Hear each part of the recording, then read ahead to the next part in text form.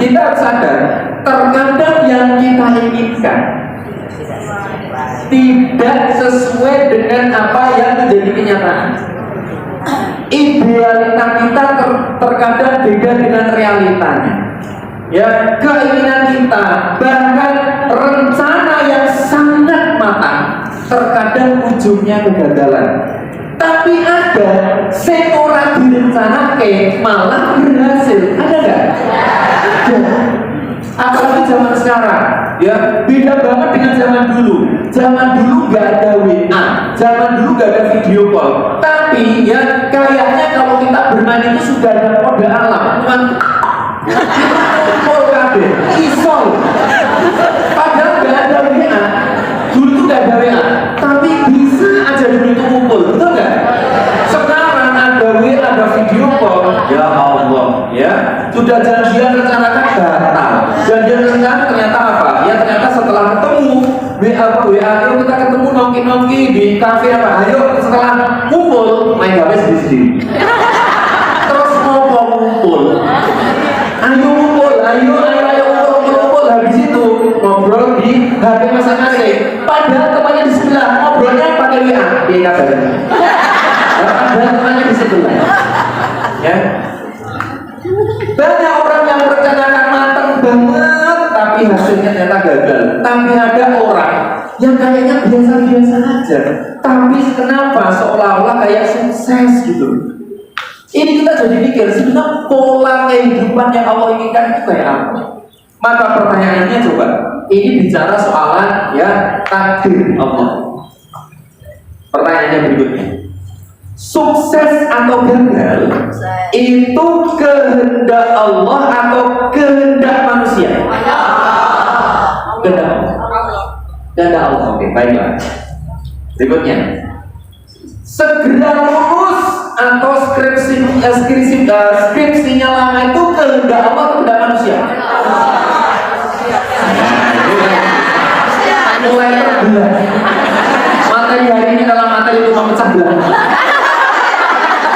Nanti ketahuan nanti dari itu. Serius, ya. Berikutnya, menikah dengan laki-laki yang ganteng, dengan laki-laki yang jelek itu kehendak Allah atau kehendak ibu-ibu?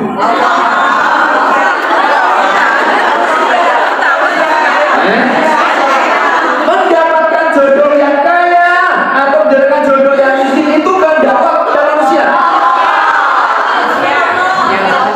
Lek buri sama sing sakar-sakaran. Allah manusia. Nah ini materi hari ini berat sekali karena kita bicara takdirnya Allah. Oke. Dengan keinginan kita. Menjadi kaya atau menjadi miskin, ya orang kaya atau orang miskin itu kehendak Allah atau kehendak manusia? Manusia apa Allah? Ya manusia ini.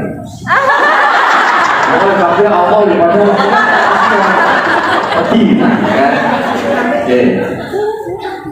Baiklah, ya jawaban budak-budak sekalian menunjukkan akidahnya, ya menunjukkan akidah.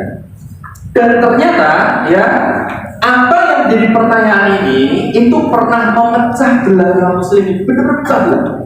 Yaitu soalan sebenarnya manusia hidup ini atas kehendak Allah atau atas kehendak diri sendiri. Manusia oke, saya akan pertajam lagi ya. Contoh misalnya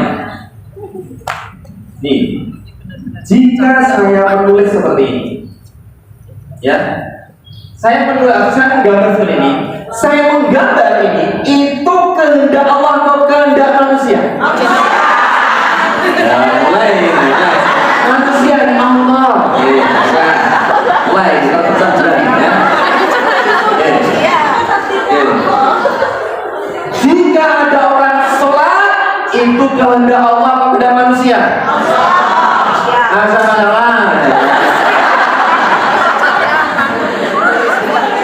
Mulai dulu. Iya ya, itu kehendak Allah atau kehendak manusia? Oke, sekali lagi supaya saya mantap. Kalau ada orang sholat, ada orang puasa,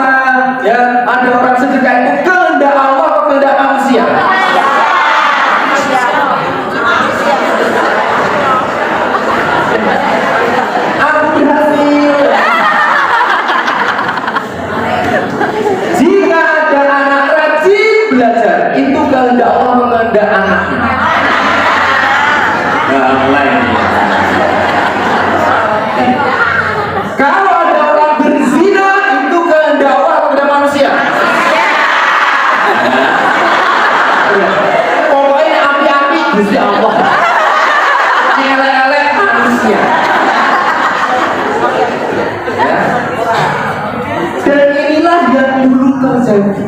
Dulu itu lebih ekstrim lagi, bahkan mungkin sekarang masih ada.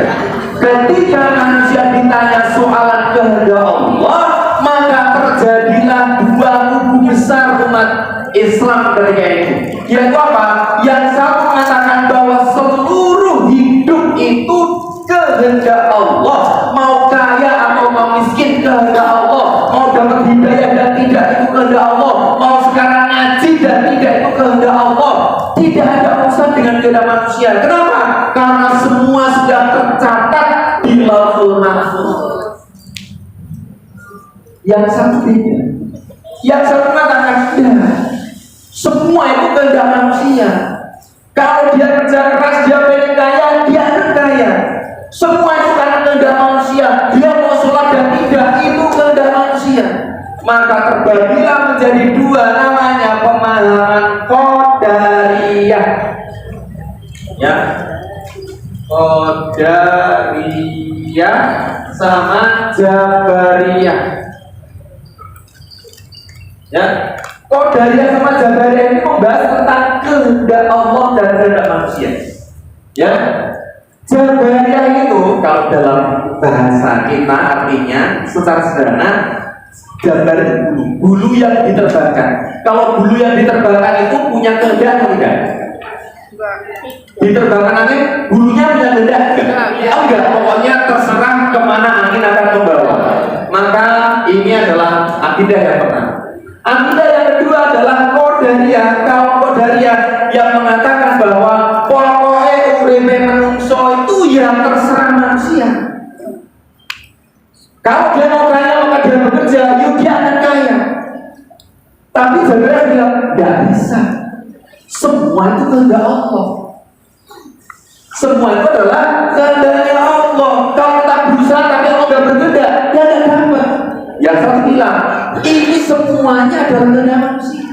Mau kaya ya bekerja keras ya akan kaya. Tapi kalau cuma nganggur di rumah, maka juga tidak akan kaya. Artinya apa? Ini kehendak manusia. Mana yang benar? Qadariyah apa Jabariyah? Dua-duanya benar. Masya Allah ya. Oke. Maka kemudian diadakanlah perdebatan tanding antara Jabariyah dan Qadariyah.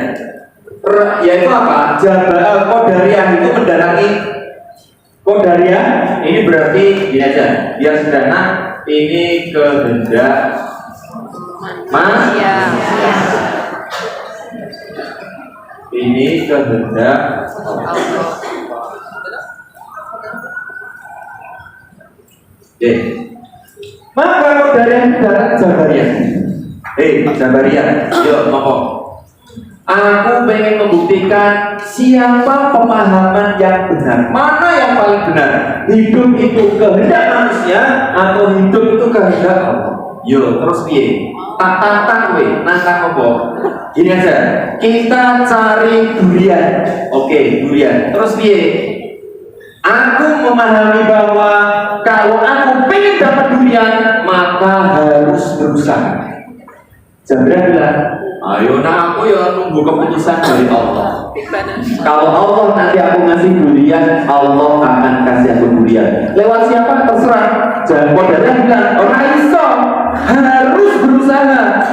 Ya monggo saja berusaha. Sekarang durian jarang. Ya tapi harus berusaha.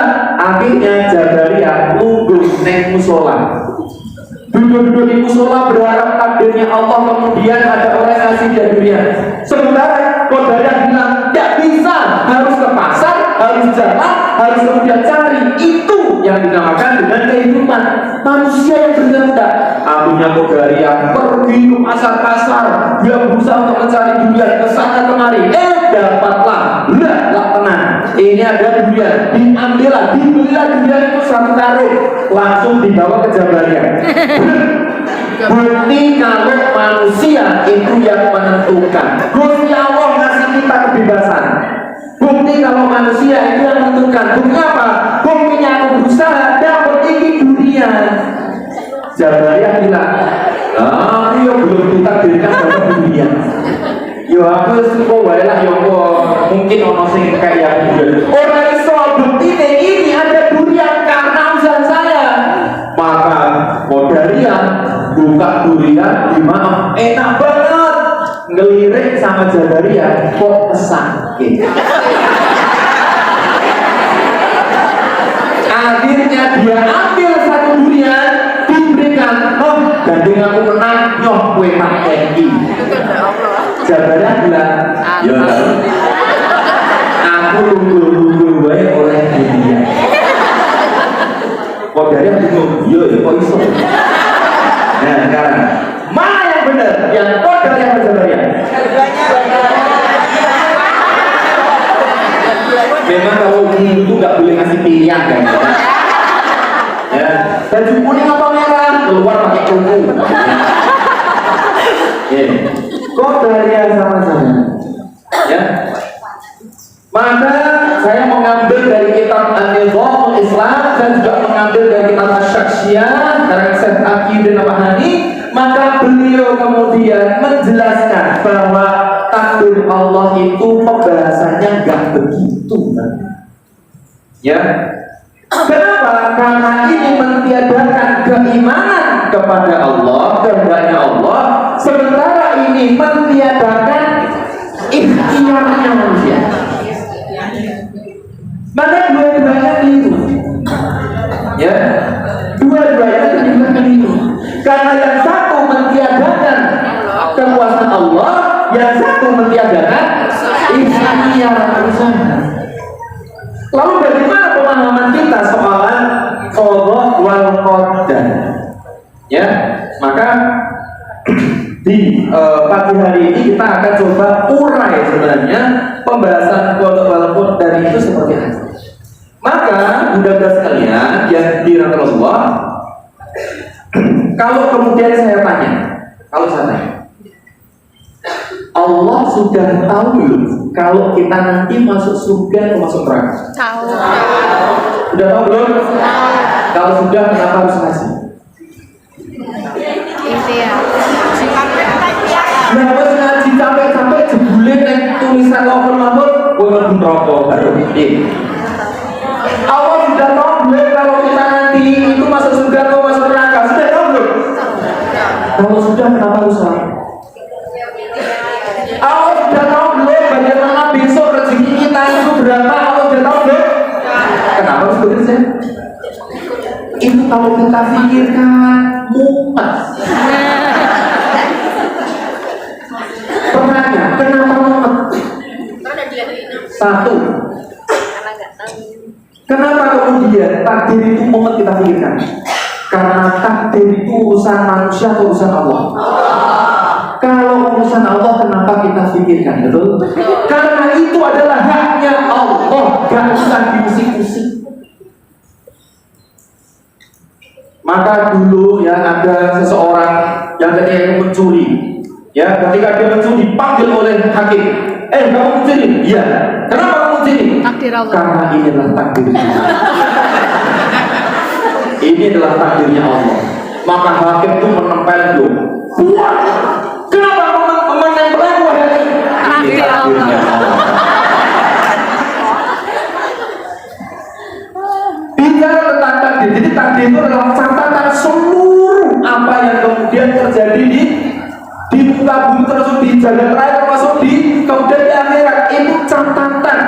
Lauhul Mahfuz itu bicara takdirnya Allah. Pertanyaannya, kita tahu nggak catatannya Allah?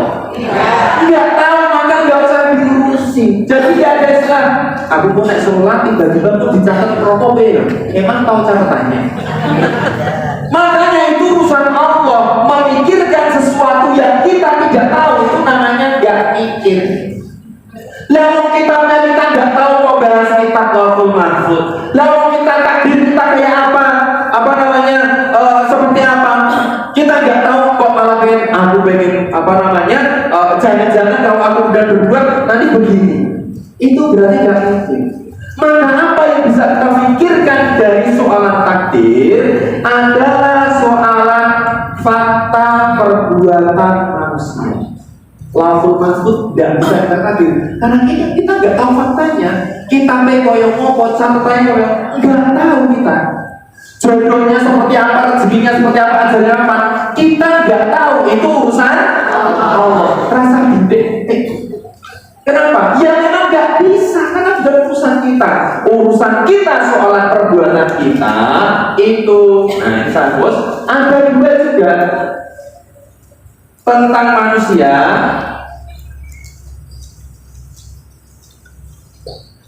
Itu ada dua. Manusia itu hidup di dalam dua lingkaran, di dalam dua wilayah. Yang pertama wilayah mukhoyyar. Yang kedua lingkaran mujbar atau musyayyar juga boleh. Mukhoyyar ini adalah lingkaran ikhtiar. Lingkaran di mana manusia bisa memilih. Mukhoyyar, ya, manusia bisa memilih. Sementara lingkaran mujbar itu adalah lingkaran manusia gak ada pilihan. Manusia tidak ada pilihan. Ya, tidak bisa memilih. Benar-benar sudah dipaksa. Benar-benar kita nggak punya andil sama sekali. Ya.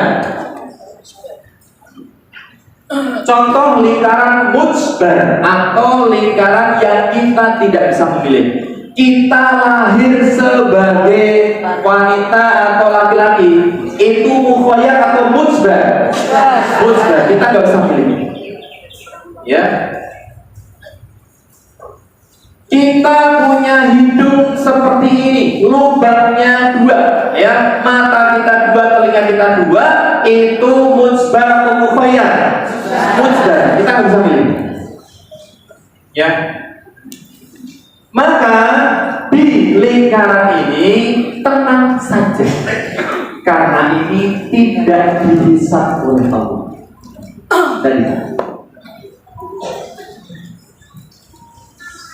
Tidak dihisab, gak akan ada dosa dan pahalanya. Wah, nek ganteng pahalanya akeh. Lah kan ini begitu belum. Dosanya akeh. Ya, wong kaya kulite wireng mali dosanya akeh. Ya, karena ini adalah wilayah yang kita tidak punya kuasa sama sekali. Ini semuanya kehendak Allah. Maka di wilayah ini tenang, sabar dan syukur hanya itu. Ya, contoh lagi. Soalan misalnya rezeki. Kan rezeki sudah ditentukan. Berapa jumlahnya itu sudah ditentukan. Maka tidak usah khawatir soalan jumlahnya. Karena itu rahasia Allah. Rizki itu lingkaran yang menguasai kita. Kita gak punya andil. Soalan berapa itu gak ada andil bagi kita. Siapa jodoh kita, rahasia Allah. Itu kita gak punya andil. Tapi nanti kita bahasnya, oh, posisi bekerja kayak apa? Nanti bahasnya, ya. Nah, di lingkaran ini itu ada yang namanya qadha, ada namanya qadar. Ya. Jadi qadha itu termasuk sesuatu ya, wilayah yang kita tidak punya pilihan. Qadha itu adalah ketetapan Allah di wilayah manusia tidak punya pilihan. Kita gak punya pilihan masalah. Makanya bedakan antara kesandung sama nyandung. Nah, kesandung itu apa kira-kira? Tidak sengaja. Tapi kalau nyandung itu memang kalau dalam bahasa kasarnya cet pecicilan. Nyandung. Oke. Maka qadha adalah ketetapan Allah di wilayah di mana manusia tidak punya pilihan sama sekali. Kayak misalnya, kok aku lahirnya di Jogja, qadhanya Allah. Kok saya lahirnya perempuan, qadhanya Allah. Kok anakku berloro ya? Kodoknya Allah ya. Rezekiku segini, nanti dulu ya. Soal jumlah itu kita nggak tahu, tapi kita nanti bahas ya. Jadi qadha itu adalah ya ketetapan dari Allah di mana manusia tidak punya andil sama sekali, tidak punya pilihan. Itu kok.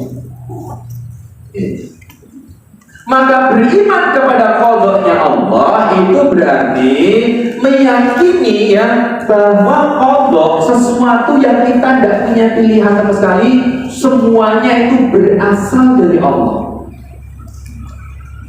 Berasal dari Allah.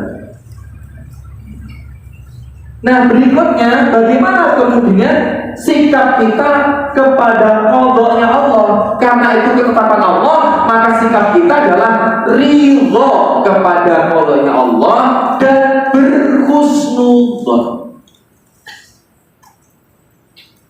Jadi kalau ada orang-orang yang bekerja keras kok wah bener-bener banting tulang, kok hasilnya sidik, maka dia kalau percaya pada qadha-nya Allah dalam mengatakan jumlah itu adalah urusan Allah, tapi kerja kerasnya itulah yang dihitung oleh Allah. Sementara ada orang yang kemudian dia cuma layang-layang tanda tangan miliaran, jumlah itu gak akan dihitung sama Allah, gak akan bisa sama Allah, tapi yang bisa adalah upaya dia. Nah itu nanti kita bicara di sini. Mukhoyar itu di sini. Maka memahami qadha dan qadar itu nanti bisa menjadikan seorang muslim sangat produktif. Produktif. Lalu bagaimana dengan qadar? Qadar itu adalah khasyat. Khasyat itu berarti potensi. Nanti lebih gamblang lagi di berikutnya. Qadar itu adalah khasiat-khasiat yang ada di setiap ciptaan Allah. Maksudnya apa? Kita jelaskan. Contoh sederhana. Qadar. Allah menentukan qadar. Qadar, contohnya begini. Api itu panas, bisa membakar. Allah menetapkan qadar api itu panas, bisa membakar. Tapi ada nggak api yang tidak membakar? Api saat zaman siapa? Nabi Ibrahim. Berarti api itu panas, tapi Allah cabut qadarnya api. Dan Allah perintahkan api jadi api yang menyelamatkan. Itu qadar. Ya, telinga itu bisa mendengar, qadar. Jadi Allah menciptakan sesuatu dikasih potensi. Nah itu namanya qadar. Menetapkan setiap potensi pada benda-benda atau makhluk-makhluk atau semua ciptaan Allah. Ya, cabai itu kalau dimakan pedes. Cabai kalau pedes, qadar. Ya, itu namanya qadar. Ketetapan. Termasuk manusia. Manusia itu bukan hanya seonggok daging, bukan hanya kemudian daging berjalan, tapi Allah menetapkan qadar. Apa itu? Memberikan potensi-potensi yang ada dalam diri manusia. Contohnya apa Bu? Misalnya rasa lapar, itu qadar dari Allah. Jadi potensi yang ada dalam diri kita itu ketetapan Allah. Cinta itu termasuk bagian dari potensi manusia. Marah itu juga ada, tapi apakah kita harus meluapkan itu tidak? Nah, itu nanti di mukhoyar. Ya, apalagi coba Bu, potensi yang lain. Haus, Allah membuat manusia, menciptakan manusia, termasuk di dalamnya ada lapar, haus, ingin ke belakang, ya, kemudian rasa, naluri, itu namanya qadar. Ya, cinta itu tidak dihisap. Lapar itu gak bisa, tapi bagaimana memenuhi rasa lapar itu yang bisa. Cinta itu gak bisa, tapi bagaimana melampiaskan cinta itu yang bisa. Ya, paham sampai sini Bu? Lapar itu gak bisa, rasa lapar. Nih aku makan opo, sing halal atau sing haram, dan itu yang bisa oleh Allah. Ya, nah, udah sekalian. Nah, bicara tentang kodarnya manusia, kalau saya katakan potensinya manusia, maka ini terbagi menjadi dua. Ya, ada yang disebut dengan hajatul udhawiyah. Kebutuhan dasar manusia, yaitu kalau nggak terpenuhi bahaya. Contohnya apa Bu? Hajatul udhawiyah itu kebutuhan pokok. Nek ora dipenuhi itu bisa mati. Contohnya apa? Lapar, haus, apa boleh? Sandang. Kamu sandar kalau nggak berpakaian kira-kira mati nggak? Nah, ya paling dia kemudian kira-kira. Apalagi lapar, haus, pokoknya termasuk dalam metabolisme tubuh. Buang air tidur, buang air kecil, buang air besar, itu semuanya termasuk hajatul udhawiyah. Satu, pemenuhannya mutlak nggak? Harus nggak? Harus, nggak bisa ditunda. Nggak mungkin kalau kita lapar, yuk kok pucet, yuk semalam minggu sesuai mati. Kenapa? Karena itu adalah metabolisme tubuh. Yang pertama, hajatul udhawiyah ini satu, munculnya dari dalam. Maksudnya apa sih? Rasa lapar itu gak usah dipancing dengan sate yang enak, engko yo melih dhewe. Kenapa? Metabolisme tubuh. Gak mungkin ketika kita misalnya ibu-ibu habis sarapan kenyang banget, ada WA, bun, hai Cin, gitu ya. Hai Cin, ke rumah dong. Kenapa? Aku nih ada pesta nih macam-macam. Dalam kondisi kenyang banget, kemudian datang ke rumah ada banyak makanan, langsung lapar gak? Ya enggak lah, paling strateginya bawa resep sama makan. Tapi dalam kondisi kenyang, tiba-tiba melihat sate, nggak bakalan langsung lapar. Kenapa? Karena metabolisme tubuh. Jadi munculnya dari dalam, ya dari dalam. Atau mungkin ketika kita ke toilet, ya kemudian kita habis buang air, keluar ada toilet baru. Toiletnya anyar nih, aku udah pengen pipis meneh, kan nggak begitu. Ya, nggak begitu. Kenapa? Metabolisme tubuh. Yang berikutnya pemenuhannya mutlak. Mutlak itu harus. Kalau nggak dipenuhi bisa mati. Makan, pipis, makanya hati-hati kalau kita sering nahan buang air itu bahaya kan bisa diracun. Ya. Pemenuhannya mutlak. Dan nggak bisa ditunda. Nah, ini adalah khasiat yang ada di dalam manusia. Ketetapan Allah terhadap manusia itu salah satu memberikan ini. Yang berikutnya ada namanya naluri. Ada kebutuhan dasar hidup manusia, ada kebutuhan naluri. Nah, kalau naluri menikah beda dengan lapar.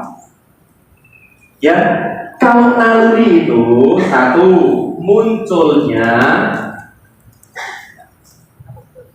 karena faktor eksternal. Maksudnya apa? Harus dipancing dulu baru keluar. Ya. Makanya namanya cinta atau namanya selingkuh itu nggak mungkin tiba-tiba selingkuh, nggak mungkin.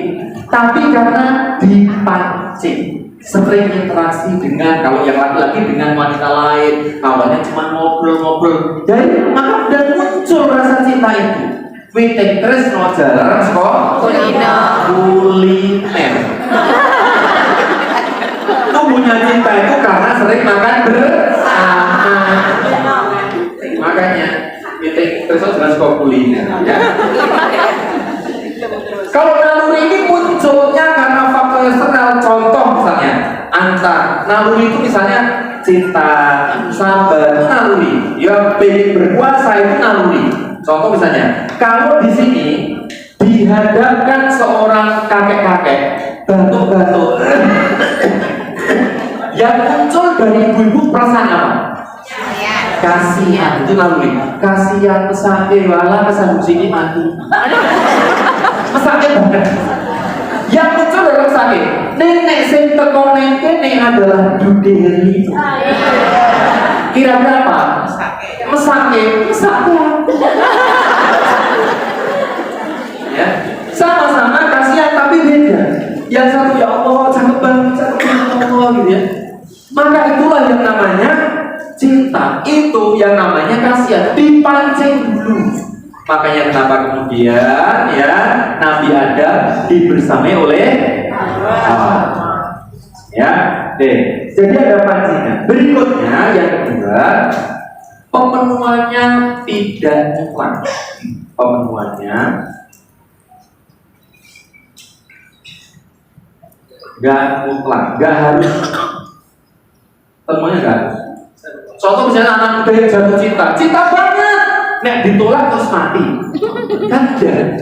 Ya, pemenuhannya nggak mutlak. Kamu tuh jatuh cinta banget, loh, tapi kamu saya sudah ada yang lain, terus mati. Jantung. Kenapa mati? Karena dia gara-gara ditolak kan gitu. Kenapa itu naluri? Yang ada cuma apa? Resah, gelisah, gundah gulana. Ketika ditolak itu nggak tiba-tiba mati, paling cuma sedih, baper, ya kan? Tiba-tiba dia lihat Tarmisi nangis, lihat Risol nangis. Kenapa? Risol ada isinya kenapa hipnotis? Ini dia baper.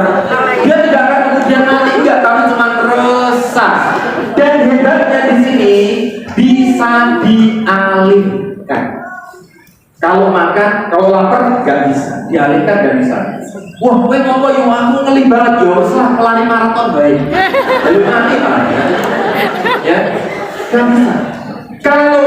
Kalau cinta bisa dialihkan, maka Rasulullah berpesan, kalau kuat nikah, kalau nggak kuat, puasa. Jadi ketika nikah belum mampu, maka puasa dialihkan itu bisa.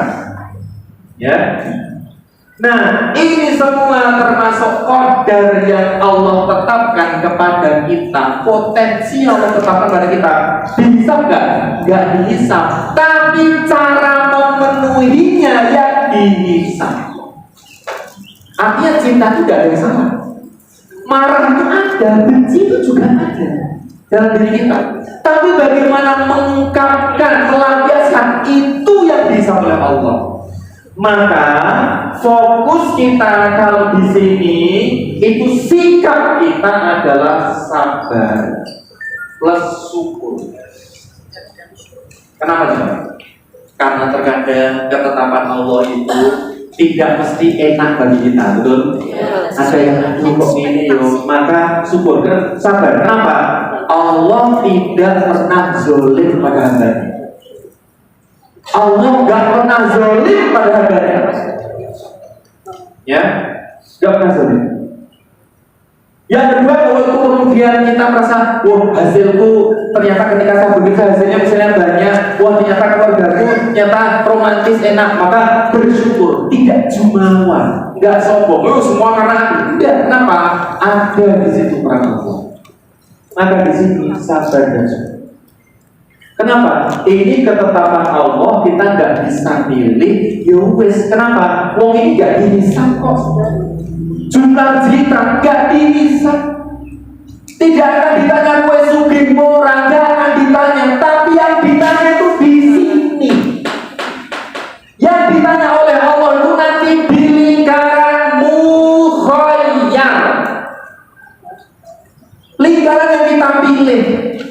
Itu yang bisa oleh Allah. Ya. Jumlah kekayaan tidak akan dihisab, tapi yang ditanya oleh Allah, kowe sugih sekolah. Kamu kaya itu karena bekerja di mana? Kamu kaya harta itu dari mana dan untuk apa? Artinya Allah tidak akan melihat soal harta itu jumlahnya, tapi Allah melihat dari proses memperolehnya dan kemudian menyalurkannya kemana. Proses memperolehnya dan membelanjakannya itu yang dihisab Allah. Maka fokus pikiran kita itu di sini, soalan ikhtiar. Jodoh itu memang di tangan Allah, wes gak usah kita urusin. Tapi bagaimana kita jemput jodoh itu wilayah kita atau wilayah Allah? Wilayah pilihan kita, kalau aku pengen jodoh yang soleh, aku harus ikhtiar mensolehkan diriku. Dan yakinlah Allah tidak akan zalim pada hambanya. Maka pembicaraan qadar itu tidak boleh lepas dari pembicaraan soalan sifat-sifatnya Allah. Tidak boleh lepas. Harus selalu ada. Ya. Maka udah sekalian, fokus kita di mukhayyar. Kenapa? Karena ini kita ya. Kenapa? Karena wilayah ini kita bisa memilih dan Allah di sini ada dosa dan pahala. Fokusnya di sini hidup kita. Yaitu apa?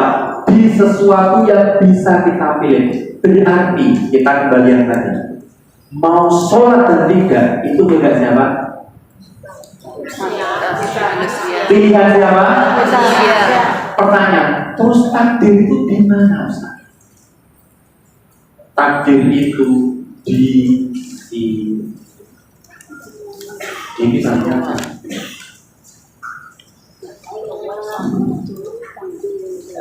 termasuk Allah berkehendak memberi kita pilihan. Ini takdir. Oh, jebule Gusti Allah itu menciptakan manusia dan memberi ruang manusia bisa memilih. Itu juga takdir. Berarti kita sholat dan tidak termasuk takdirnya Allah, termasuk takdirnya Allah. Takdir di mana Allah memberi kita milih mau sholat atau tidak. Makanya di dalam surat Asy-Syams Allah tegaskan wa nafsi wa masawaha falhamaha fujuraha wa taqwaha. Ya, manusia diciptakan, diilhamkan di sana ada dua jalan, fujur atau takwa, milih. Tapi setiap pilihan ada konsekuensi. Ya, yaitu pemahaman soalan takdir. Jadi kita melakukan sini itu takdir Allah ketika Allah memberikan pilihan wayarnajio warna milio. Itu juga takdir Allah. Kira-kira paham sampai di sini? Berarti soal rizki bagaimana? Rizki itu kalau kita hitung 100%. Waduh, ini sebenarnya materi kapan namanya sih? Nah, ini seru. Bicara rezeki itu seru sekali karena banyak orang yang kemudian padahal berprinsip Allah, sing kae korupsi yo rezekine akeh banget ya gede banget. Yang berarti apa? Gusti Allah iki kabeh. Kenapa? Salah memahami konsep rezeki. Ya. Oke. Nah, ini tentang takdir. Bismillah, moga-moga sampai di sini bisa terurai pemahaman kita sehingga aku kira rasa ngurusi takdir dari Allah. Ini memang ketentuan Allah, maka yang saya fokuskan adalah kesempatan yang Allah berikan kepada saya untuk fokus di lingkaran ikhtiar. Makanya ketika dia gagal, dia katakan ya, kalau dia berusaha gagal dia maka ini semuanya adalah takdir. Ini semua adalah kehendaknya Allah. Tak ada tapinya. Tapi salahku apa ya? Evaluasi diri. Jadi tidak langsung mengatakan ini takdir saja, tidak. Tapi salahku apa? Kenapa? Karena dia berfokus kepada pilihan-pilihan ini. Jadi kalau kemudian kita berusaha gagal, kuasa ini itu tidak langsung kemudian ini semua. Enggak, tapi ya Allah, kayaknya aku strateginya kurang bagus. Kenapa? Karena dia sedang berprinsip kalau aku berusaha keras, berjuang keras, profesional, maka pahalanya lebih besar lagi. Sama-sama dapat 100 juta. Yang satu cuma menik karena warisan, yang satu karena berusaha, beda pahalanya.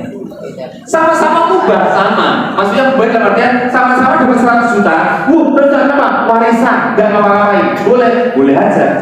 Sementara yang satu dapat 100 juta, tapi dia berusaha keras, maka ini jauh lebih banyak pahala. Walaupun yang tadi juga gak dosa.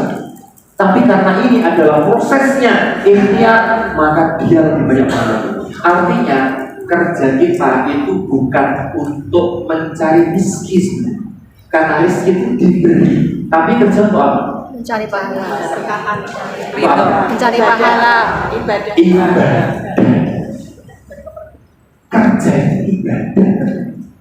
Artinya pokoknya urusan jumlah, urusan pemberian, pokoknya itu urusan Gusti Allah. Kerja saya adalah bagaimana memaksimalkan apa yang Allah berikan kepada saya. Sehingga sebagai misalnya seorang karyawan atau seorang direktur, seorang pengusaha, harusnya pemahaman protokol dan pemahaman soal takdir menjadikan dia lebih profesional. Kenapa? Karena itu yang dilihat oleh Allah, bukan hasilnya, tapi proses. Sama ketika ibu-ibu punya anak, belajar luar biasa, kok hasilnya belum sesuai dengan apa yang diinginkan. Ibu akan lihat, Masya Allah, anakku sudah mencapai proses yang luar biasa. Nah, pahala wanita. Berarti orientasi kita soalan kerja, bisnis, usaha, ini semua bicara soalan bukan hanya untung rugi, tapi bicara soalan dosa atau pahala. Maka kalau sudah bicara dosa atau pahala, kira-kira kalau ada uang haram 1 juta dengan uang halal 100 juta, pilih mana? Alhamdulillah. Ya itu tak, kalau masih pilihan begitu loh tak. Ya. Kalau ada kemudian, misalnya, kan ini saya harus tanda tangan, ini ada cek kosong, saya diminta untuk bikin cek kosong, gimana tak? Itu sesuatu yang tidak boleh, tetapi dalam keyakinan dia, aku yakin yang rezeki itu 100%. Cuma bagaimana jalurnya ada dua, ada jalur halal, ada jalur halal, ada jalur haram. Kita milih yang mana nih? Sama-sama nanti akan turun 100%. Maka pilihlah jalan yang halal, karena sama-sama turun 100%. Ya. Maka Bunda sekalian, ini pemahaman soal takdir, qadar wal qadar. Membuat kita jadi oke, fokusku berarti soal ikhtiar. Oh, fokusku ketika bangun pagi, saya mau berdoa atau tidak, itu adalah soalan pilihan saya dan itu dihisab oleh saya. Kalau saya bedakan, saya harus curang atau saya harus amanah, itu pilihan saya. Harus memilih wa nafsi wa wasawaha falaha bujurha wa taqwaha. Pilih mana, bujur atau takwa? Oh, itu pilihan saya. Maka setiap pilihan nanti kemudian Allah akan balas. Faman ya'mal mithqala dzarratin khairan yarah wa man ya'mal mithqala dzarratin syarran yarah. Oh, setiap pilihanku besok, setiap amalku sekecil apapun akan ditunjukkan oleh Allah. Bukan soal jumlahnya, tapi soalan bagaimana prosesnya. Ya, lalu udah sekalian kalau udah punya anak kok kerja serap, udah bukan yang gaji di biro. Yang ditanya adalah prosesnya terlebih dahulu. Ya, jodoh urusan Allah, tapi mau mencari lewat apa itu pilihan kita. Ya, seorang anak misalnya buat di pacar, lulus sih, lah kok pacaran? Lah Gusti Allah tuh melarang pacaran deh. Lah dia apa? Wala taqrabu zina, jangan dekat-dekat zina. Lah enggak zina, lo berdua itu lah jalan menuju zina. Lah pacaran aku gak pernah berdua. Lah terus ngapain pacaran? Oh, pacaran pasti berdua, enggak mungkin pacaran itu jamaah. Dan dua-dua itu yang ketiga itu setan. Artinya dua-dua itu aktivitas di mana setan menyukainya. Pas dua-duaan ibu teko yang ketiga. Yang ketiga Dua-duaan ibu teko yang ketiga setan. Maka ketika mau menikah itu jalannya dengan pacaran atau jalannya dengan ta'aruf, itu pilihan kita. Ini. Maka kemudian kalau pacaran, wah itu ta'aruf kok berdua-duaan, itu kan mengenal. Beda, ta'aruf dengan pacaran itu berbeda. Enggak, ta'aruf kan kayak pacaran Islami. Enggak. Pacaran kok Islami. Pacarannya bukan malam minggu atau malam Jumat. Pacarannya diawali dengan basmalah. Rayuannya pakai ayat. Kan biasa rayunya kan bapak kamu kan juga. Bapak kamu tukang sate ya. Ini kok tahu sih karena kamu telah menusuk hati. bapak kamu ini ya tentara, ya kok tentara sih? Karena kamu kayak granat. Loh, maksudnya apa? Ketika kamu jatuh, kamu meledak, ledakan itu mengenai matamu. Ketika aku buka matamu, semua itu hitam putih yang berwarna cuma kamu. Gak usah dicatat, bukan dicatat. Ya. Akhirnya yang saya juga sebel. Bapak kamu tuh jual plastik ya? Loh, kok tahu? Aku pengen muntah. Bunga-bunga itu ya. Pacaran kok Islam? Ya udah ada yang pacaran Islam. Pacaran syar'i. Ya. Pacaran kok syar'i? Pacaran syar'i itu apa? Malam Jumat, neng arep musola, neng hati. Rayunya pakai ayat Inna fi khalqis samawati. Sesungguhnya penciptaan langit dan bumi itu indah banget. Dan aku lihat bahwa bintang-bintang itu jumlahnya ada 2 miliar. 2 miliar, tapi sekarang hilang 2. Kemana? Di matamu.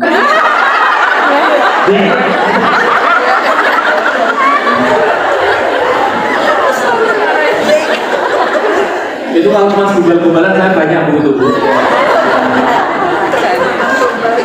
Ya. Kalau saya mengatakan pacaran Islami, pacaran syar'i, saya itu sama dengan mengatakan judi Islami. Judi kok Islami? Ya, diawali dengan basmalah. Bapak-bapak, sebelum kita kocok dadu, mari kita mikir terlebih dahulu. Dan ketika kocok dadu, maka terikat tasbih. Allahu Akbar. Ketika dibuka, maka yang menang ucapkan, yang kalah ucapkan.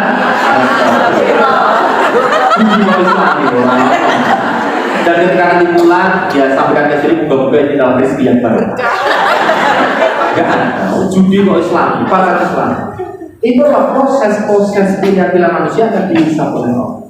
Makanya sering bu, yang isi tentang kajian anak muda itu soal bagaimana proses pernikah. Itu saya isi. Saya punya kelas pernikah supaya mereka mindset mereka itu jangan sampai kebelet nikah. Kenapa? Banyak sekali hari ini orang yang hijrah tapi kemudian pengen segera nikah. Mereka sama-sama bucin sebenarnya. Alasannya aku tuh takut terjerumus dalam maksiat. Ketika mereka hijrah, sering ikuti kajian-kajian, kemudian aku pengen nikah, kenapa aku tuh enggak? Padahal namanya naluri bisa dialihkan. Saya kemarin, kalau nggak salah 3 minggu lalu, ditelepon anak muda. Assalamualaikum, Ustaz, saya pengen motivasi. Apa betul Ustaz? Saya tuh pengen nikah. Oh, bagus sekali. Kenapa kamu nikah? Karena saya takut untuk terjerumus di kemaksiatan. Masya Allah. Alasannya bagus banget. Tak tanya, kamu usianya berapa? Semester 3. Terus gimana orang tuamu? Orang tua saya awalnya merestui, tapi sekarang enggak merestui. Loh, kenapa merestui? Karena minta fokus dulu ke kuliah. Gimana Ustaz? Bagaimana saya merayu orang tua saya? Tak bilang gini, kalau saya jadi orang tuamu, saya juga sama. Salah orang. Jadi kan alasannya kemudian apa namanya? Terjerumus takut maksiat. Padahal ngapunten. Banyak orang yang sudah menikah, tapi mereka tetap bermaksiat. Artinya pernikahan belum tentu membuat kita lebih mudah menjaga nafsu, belum tentu. Makanya saya pesan kepada anak muda, bedakan antara bersegera menikah dengan buru-buru menikah. Perintah menikah itu apa? Bersegera, bukan buru-buru. Emang beda. Bedanya apa? Kalau bersegera itu seperti kita menjadi petani durian, kita sudah melihat ini duriannya ini sudah batang-batangnya, ruas-ruasnya sudah menguning, harum baunya, itu harus segera dipetik kalau udah busuk. Tapi kalau buru-buru itu melihat durian kok gede banget langsung dipotong padahal masih mentah, itu namanya buru-buru. Nikah itu adalah perintahnya itu bersegera, bukan buru-buru. Berarti segera ini bicara soal proses mematangkan diri kita. Pertanyaannya kalau aku kulit-kulit begini ya, ada pemudahan ya. Soal alasannya jaga nafsu, biar itu buncit namanya.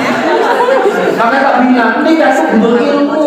Ada 4 peran wanita, ada 4 peran laki-laki dalam pernikahan. Sudah paham belum? emang nggak parah? Ada bukti kalau kamu nafsu. Jadi seolah-olah alasan itu buat saya jadi, oh pokoknya harus saya bukuin. Enggak, kalau saya bilang saya realistis. Kalau saya jadi orang tua sama saya. Ngapain kamu itu bukan bukti nafsu, kamu justru malah nafsu kayak gitu tuh. Buncit namanya, buncit syariah.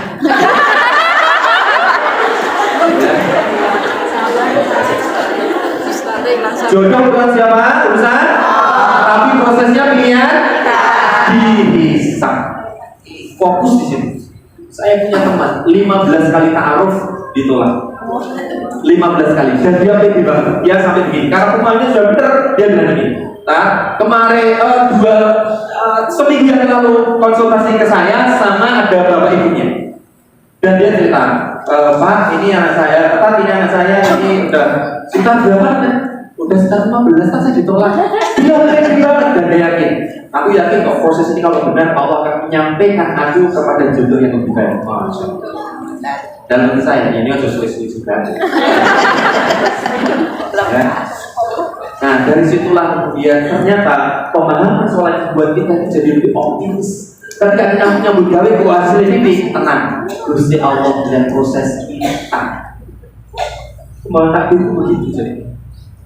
Ya, sebagai penutup, maka kenapa dulu ketika Rasulullah mengatakan la tuftahanul Konstantinia, falanimal amiru walanimal jaiz dzalikan jaiz. Rasulullah bersabda, besok Konstantinopel ditaklukkan. Kalau Rasulullah sudah ngomong, kira-kira itu benar apa salah? Pasti benar. Besok Konstantinopel itu Istanbul, Turki. Besok Turki akan ditaklukkan. Kalau sudah seperti itu terjadi atau enggak? Terjadi. Tapi itu urusan Allah. Tapi kaum muslimin yakin betul, iya, oke, itu sudah akan terjadi. Itu pasti terjadi. Dan peranku adalah aku memilih untuk menjadi bagian dari gerbong yang menuju ke sana atau aku hanya berlindung.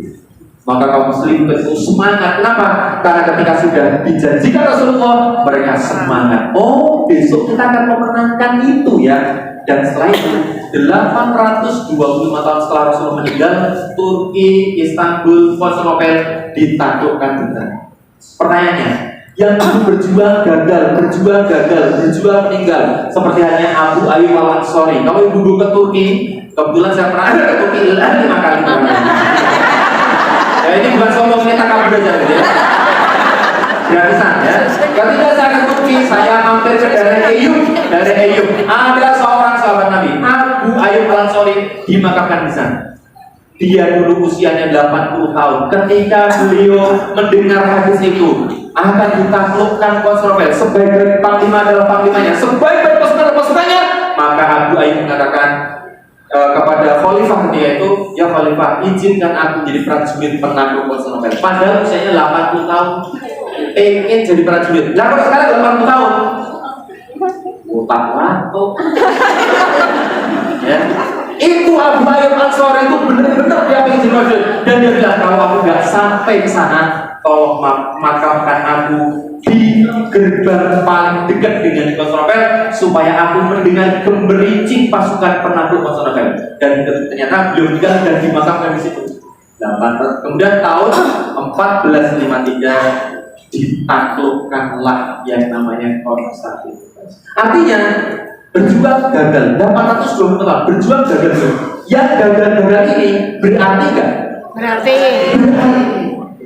Kalau nggak berarti, maka Diponegoro itu nggak berarti, maka Bung Tomo itu nggak berarti. Kenapa? 1945 baru merdeka, padahal kita dijajah selama 350 tahun. Tapi di sini berjuang dan belum nyampe. Tapi mereka punya arti dalam hidup. Kenapa? Proses. Itu. Maka belum sekali. Nah, inilah kajian kita pada pagi hari menjelang siang ini bicara soalan qada wal qadar. Kalau wal qadar itu ini tadi ya. Kalau takdir, walaupun qadar sering diartikan takdir, tapi tergantung kalimat atau ayat dalam Quran. Ya, oke. Nah, takdir itu adalah semua yang harus diinginkan. Ya, termasuk Allah mentakdirkan kita dikasih pilihan. Ya, maka manfaatkan itu pilihan itu dengan yang terbaik. Ya.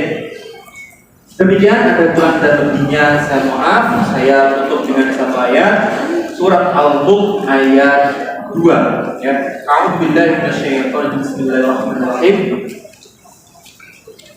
Alladzi khalaqal mauta wal hayata liyabluwakum ayyukum ahsanu amala. Jadi kehidupan kita itu hanyalah ujian siapa yang terbaik amalnya, bukan terbanyak amalnya, tapi terbaik amalnya. Terbaik itu berarti di dalamnya juga ada yang banyak juga.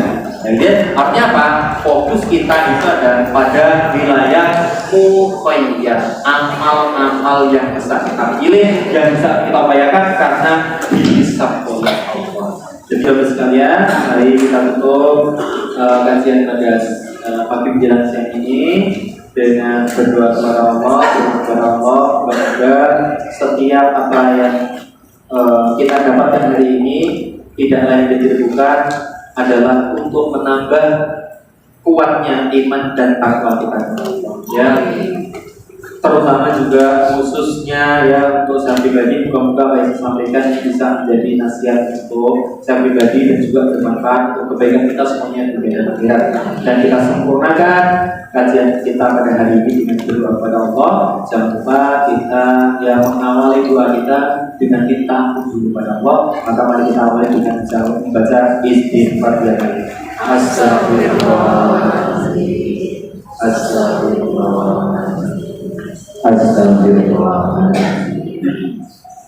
A'udzu billahi minasyaitonir rajim. Bismillahirrahmanirrahim. Allahumma shalli wa sallim wa barik ala sayyidina wa maulana Muhammadin wa ala alihi wa ashabihi bi rahmatika ya arhamar rahimin. Allahumma ighfir lil muslimina wal muslimat wal mu'minina wal mu'minat al-ahya'i minhum wal amwat innaka sami'un qaribun mujibud da'wat ya qadiyal hajat. Allahumma ansur ikhwanana al-muslimina fi Palestin. Allahumma ansur ikhwanana al-muslimina fi Gaza. Allahumma ansur ikhwanana al-muslimina fi kulli makan. Allahumma nas'aluka salamatan fid din wa afiatan fil jasadi wa ziyadatan ilmi wa barakatan fil rizqi wa tawbatan qabla al-maut wa rahmatan 'inda al-maut wa maghfiratan ba'da al-maut. Allahumma hamin 'alaina fi syafaqil maut wa najatan minan nar wal afwa min hisab. Allahumma nas'aluka ridhaka wal jannah wa na'udzubika min sakhatika wan nar. Rabbana hab lana min azwajina wa dhurriyyatina qurrata a'yun waj'alna lil muttaqina imama. Rabbana zalamna anfusana wa in lam taghfir lana wa tarhamna lanakunanna minal khasirin. Rabbi ighfir li wa liwalidayya warhamhuma kama rabbayani shaghira.